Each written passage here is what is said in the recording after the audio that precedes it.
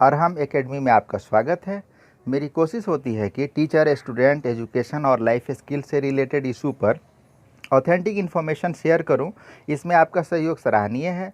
आपके एक लाइक से मुझे भी प्रोत्साहन मिलता है। मैं आशा करता हूं कि आप ज़रूर लाइक, शेयर और सब्सक्राइब करेंगे। इसके लिए अग्रिम धन्यवाद। आपके कमेंट का हमेशा इंतज़ार रहता है। तो आइए आज एसबीआई के क्लेरिकल कैडर की 5237 वैकेंसीज़ के संबंध में कुछ बात करते हैं। 5237 वैकेंसी एक बहुत अच्छा फिगर समझ में आता है, ख़ासतौर से आज के पैंडेमिक यानी कोविड महामारी के दौर में, जहां नौकरियों के लाले पड़े हुए हैं। जो लोग सर्विस में हैं उनकी भी नौकरियां छीनी जा रही हैं। ऐसे में मोर देन 5000 की वैकेंसी एक बहुत आकर्षक फिगर है।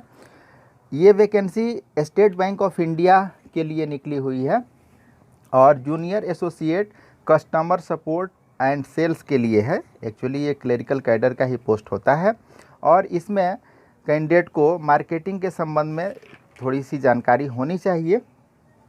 मार्केटिंग में इंटरेस्टेड लोग इसमें ज़्यादा सक्सेस होंगे, क्योंकि ये एक एडवाइजरी सर्विस भी है और इसमें कस्टमर से डायरेक्ट कांटेक्ट होता है। और बैंकिंग सर्विसेज जो है, यानी बैंक जो इतनी सर्विसेज प्रोवाइड करती है उससे कस्टमर को इन्फॉर्म करना होता है। ये रिक्रूटमेंट जो होगा central recruitment and promotion department, corporate centre, Mumbai के द्वारा होगा। और इसके लिए रजिस्ट्रेशन और फ़ी डिपॉजिट करने का, ऑनलाइन पेमेंट करने के लिए जो डेट है 27 अप्रैल 21 से 17 मई 21 है, यानी एक अच्छा खासा ड्यूरेशन है। वैकेंसी स्टेट वाइज है। स्टेट वाइज हर स्टेट को सर्किल में बांटा गया है और एक सर्किल में एक या एक से अधिक स्टेट हैं। जैसे अहमदाबाद सर्किल में गुजरात स्टेट है और यहाँ सबसे ज़्यादा रेगुलर वैकेंसीज जो है 902 है। दो तरह की वैकेंसी है, रेगुलर वैकेंसीज और बैकलॉग वैकेंसीज। तो सबसे ज़्यादा यहाँ रेगुलर वैकेंसी है। इसी तरह बंगाल सर्किल में 3 स्टेट हैं, वेस्ट बंगाल, सिक्किम और अंडमान एंड निकोबार आइलैंड, यानी 2 स्टेट और एक जो है यूनियन टेरिटरी है। हर स्टेट के लिए अलग अलग अप्लाई करना है। इसका मतलब ये नहीं है कि एक से ज़्यादा फॉर्म अप्लाई करना है, एक ही फॉर्म अप्लाई करना है। एक से ज़्यादा फॉर्म अप्लाई करेंगे तो भी लास्ट वाला जो फॉर्म होगा वही वैलिड होगा, बाकी सब रिजेक्ट हो जाएगा। और सोच समझ के अप्लाई करना है कि आप किस स्टेट में सर्विस करना चाहते हैं, क्योंकि इसमें इंटर सर्किल या इंटर स्टेट ट्रांसफ़र का कोई प्रोविज़न नहीं है। आप जिस सर्किल और जिस स्टेट को ऑप्ट करेंगे उसी स्टेट में आपको सर्विस देनी होगी। और एक और ख़ास बात यह है कि आपको रीजनल लैंग्वेज का भी एग्ज़ाम देना होगा। जो जनरल एग्ज़ाम है सिलेक्शन के लिए, उसके अतिरिक्त रीजनल लैंग्वेज में आपका एग्ज़ाम लिया जाएगा कि आप लोकल लैंग्वेज जो है उस स्टेट की, उसमें कितनी आपकी इफ़िशियंसी है, यानी रीडिंग, राइटिंग, स्पीकिंग और अंडरस्टैंडिंग लेवल आपका क्या है।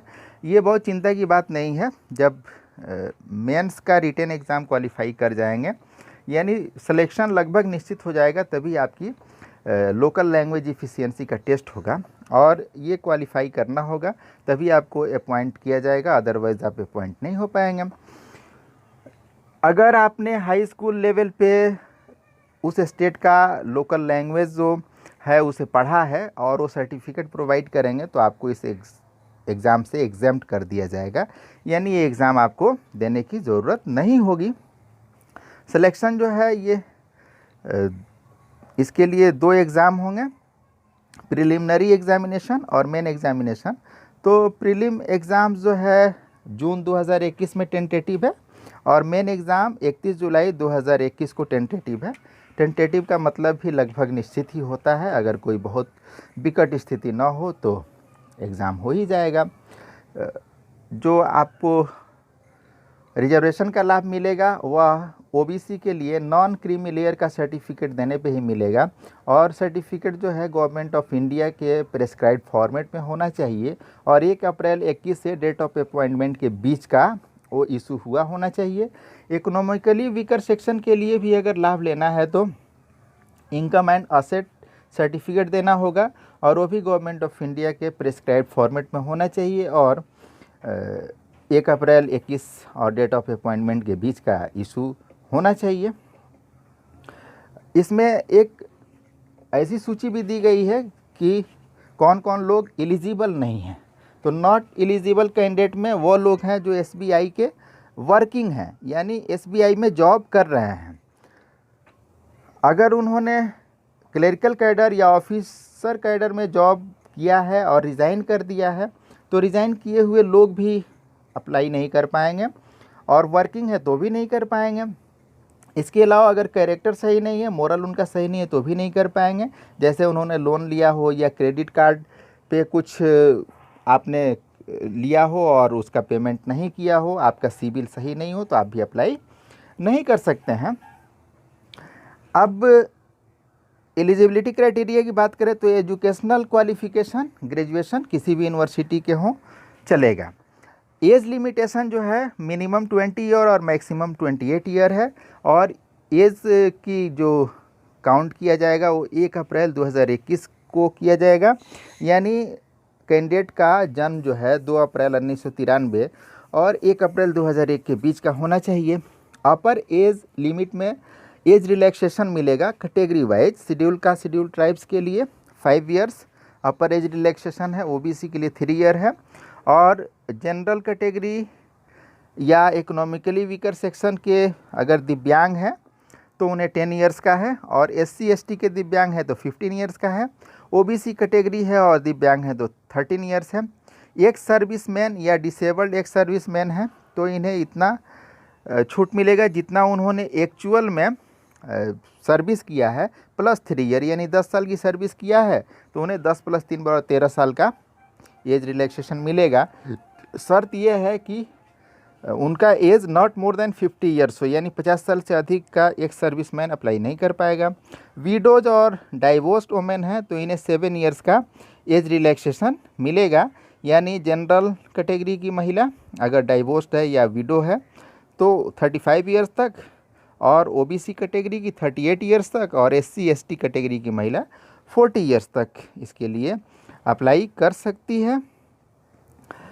सिलेक्शन प्रोसीजर जो है 2 स्तर पे एग्ज़ाम होगा। एक तो प्रीलिम्स का एग्ज़ाम होगा और दूसरा मेंस का एग्ज़ाम होगा। प्रीलिम्स का एग्ज़ाम 1 घंटे का होगा और 100 नंबरों का एग्ज़ाम होगा। इसमें 3 सेक्शन होंगे। इंग्लिश लैंग्वेज से 30 क्वेश्चन होंगे और 30 मार्क्स के होंगे, 20 मिनट्स का ड्यूरेशन होगा। न्यूमेरिकल एबिलिटी के 35 क्वेश्चन होंगे, 35 नंबर मिलेंगे और 20 मिनट्स का टाइम ड्यूरेशन होगा।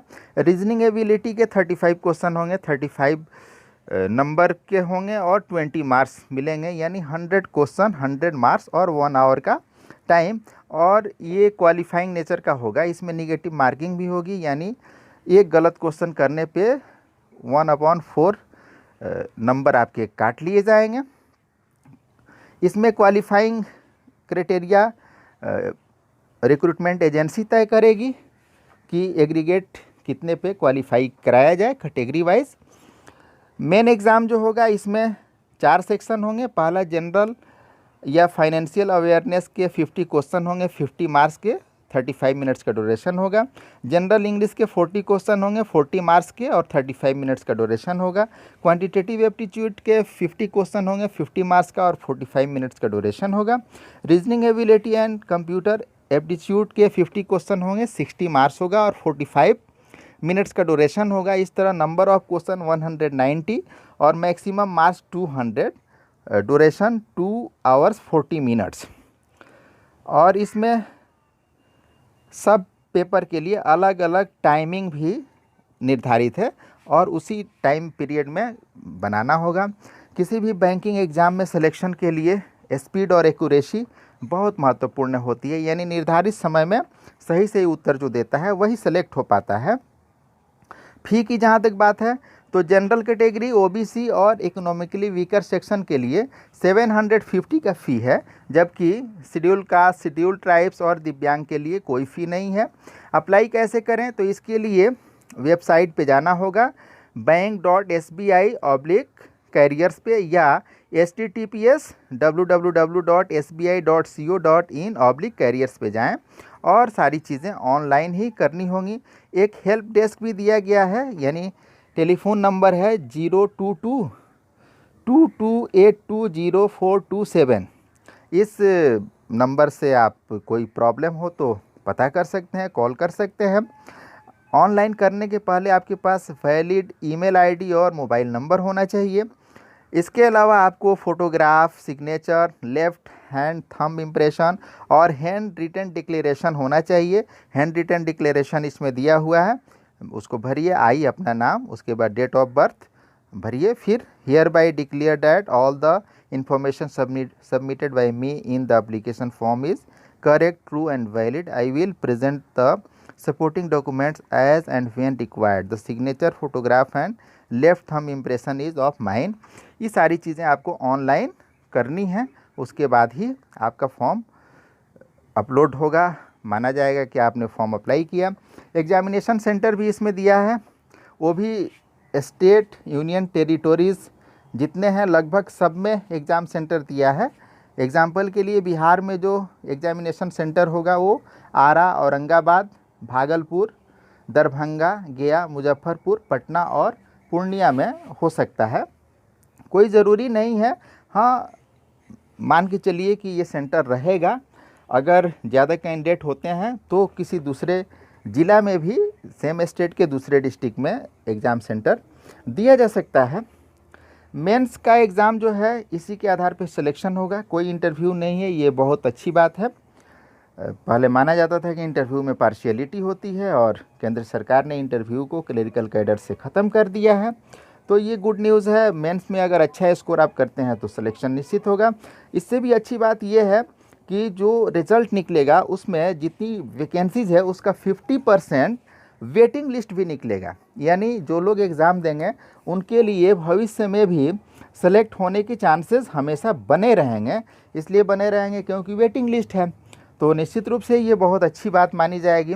और पे स्केल जहाँ तक है तो 19,900 से 47,920 रुपये है, यानी 20,000 का शुरुआती बेसिक पे है, 25-26 हज़ार लमसम मिलेगा पेमेंट। तो आज के दौर में तो इसे भी अच्छा ही माना जाना चाहिए। और बाकी सारी सुविधाएं, न्यू पेंशन स्कीम भी मिलेगा, पीपीएफ भी मिलेगा, ईपीएफ भी मिलेगा, इस तरह की सारी सुविधाएं मिल सकती हैं। निश्चित रूप से मैं उम्मीद करता हूं कि जो भी युवा एनर्जेटिक हैं और एलिजिबल हैं, इंटरेस्टेड हैं, वो लोग इस अवसर का लाभ उठाएंगे। आप सफल हों, इसी शुभकामना के संग बहुत बहुत धन्यवाद।